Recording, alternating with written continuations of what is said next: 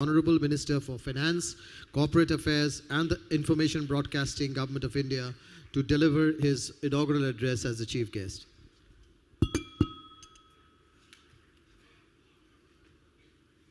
The Honorable Chief Minister of Andhra Pradesh, Shri Chandrababu Naidu, my colleagues in the government at the centre, Shri Ashok Gajapati Raju, Srimati Nirmala Sitaraman, Shri Y.S. Chaudhary, leaders of the industry present on the dais and in this audience, ministers, parliamentarians, legislators, visiting ministers from foreign countries, ladies and gentlemen.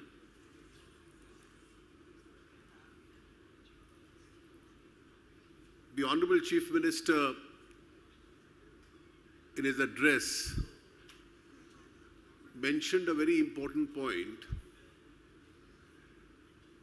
with regard to the fact that across the country, state after state these days are organizing such investor conferences. In the last 2 to 3 months, I've had an opportunity to attend several of them.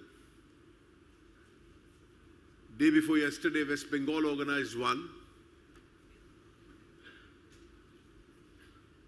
In early February, Karnataka is organizing a similar conference.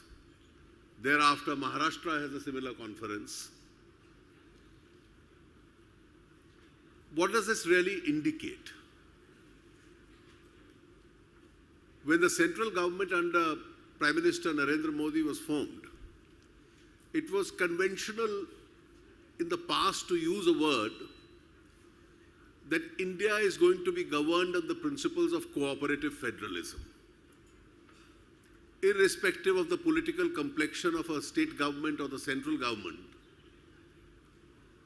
for the cause of economic development of the country and that region, we cooperate with each other. At that stage, I had made an intervention that India is not only going to be cooperative federalism, but it's also going to be competitive federalism. And across in the last 1 year, we've seen increasing signs of this. And this is precisely the reason that even those who earlier believed in a conventional model of economy and economic management are now realizing the virtues of reform, change, attracting investment, expanding economic activity, wanting capital from all over the world, wanting a best human resource being trained here. And eventually, at the end of the day, it's investors sitting on the dais, investors sitting in the audience, and investors elsewhere who will decide where do they want to invest. And I think it's a hard fact that investors are also very clever and competent people. They don't invest out of any affection. They don't invest out of philanthropy. They invest after making a conscious choice.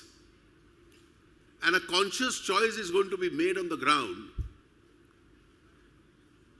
that there are several factors where there are opportunities, where there is consistency of policy, where there is ease of doing business, where there is either negligible or no corruption, and where there is an opportunity to expand, and where there is an opportunity really to have profitability. There are going to be several factors that they are going to bear in mind. And therefore, when I come to Andhra Pradesh for this conference, we've heard several very eminent speakers from the industry, Mrs. Sitaraman just now speaking, I think Andhra Pradesh as an investment destination has two great assets. It has several other assets and reasons why people must invest here. But the two greatest assets of the state, the first actually is the very high standards of level of entrepreneurship of the Telugu people. And I think there are states in India where people are more adventurous, they are able to take risks, they are able to venture into areas which are more challenging and then try and achieve that. And the people of Andhra Pradesh conventionally in the past have shown that whether it was manufacturing or it was services or it was economic development of even their regions, I even find elected representatives of the state being far more entrepreneurial than their counterparts elsewhere. And therefore the ecosystem which exists in Andhra Pradesh is inherently business friendly. And I think there is a second important factor, the leadership which the Honorable Chief Minister is capable of providing. Now that leadership has several features. I remember 2 or 3 years ago when I used to discuss with my friends and colleagues in his party, and it appeared that the state was going in for a bifurcation, something which the Chief Minister was vehemently opposed to. What would happen to the state politically? What would happen to the absence of resources in the state? Because the bifurcation did create a situation where Andhra Pradesh was left in a more difficult and a more challenging situation. And I think it's not only people across the country and investors, it's even the people of Andhra Pradesh who realized that the state really had to be built once again. And one of the important reasons why the Chief Minister, even in the election, succeeded in getting a comfortable mandate was that the sense of fairness of the Andhra people also told them that if the state has now to be rebuilt once again, here is a man who can do it. And I think we've seen a sea change. Very rarely has there been a leader who's completely so focused. And from the day he took over, he's conscious of the challenges and difficulties. The fact that this convention is being held in a makeshift arrangement is symbolic of what the state has to go through. It's a state where the convention center is temporary. Your revenue management is temporary at the moment. Your capital is in a temporary state of affair. And therefore, each one of these ingredients has to be built across the next few years. And I think it's with a sense of determination that the state is moving ahead. The Chief Minister did mention that in this difficult state, they need some help. Of course, that's obvious. The bifurcation created a situation where Andhra Pradesh, at least temporarily, became revenue deficit because the key revenue earner was Hyderabad and that went to Telangana. But then in the very initial stages, they've almost started with a 11% plus growth rate.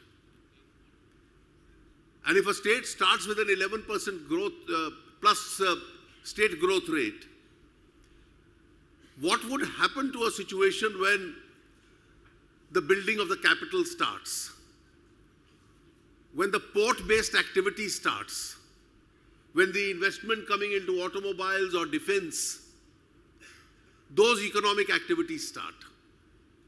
With the kind of taxation incentives being given, people find it more remunerative to set up their industries in the state itself. And I think with a large number of these activities, coupled with a lot of central institutions which had to be provided to Andhra Pradesh, because a lot of central institutions have gone to the other part. And therefore the IIT, the IIM, the AIIMS, several central institutions have started coming up in the state. The nature of governance has changed. The administration has increasingly become corruption-free. Decision-making has become much quicker. At the end of the day, what is the ease of doing business? The ease of doing business essentially is a matter of policy. It's also a matter of administration. The time taken between the period that you decide to invest and the actual commencement of the project, if that time is very short, and it can be shorter and almost made negligible, if you don't have to run from door to door, from office to office for permissions, if there is stability of policy, if there is a business-friendly ecosystem, then obviously a business process is eased. And that is when, in this entire battle of competitive federalism, the investor then chooses which is the state where I can go and invest. And I think just as stability of policy is extremely important, the legacy of a leader is also equally important. Is it tactically now that the leader is taking a pro-business stance, or has he consistently got a record which has been development and business friendly? And if there is a consistent record which has been business friendly and development oriented,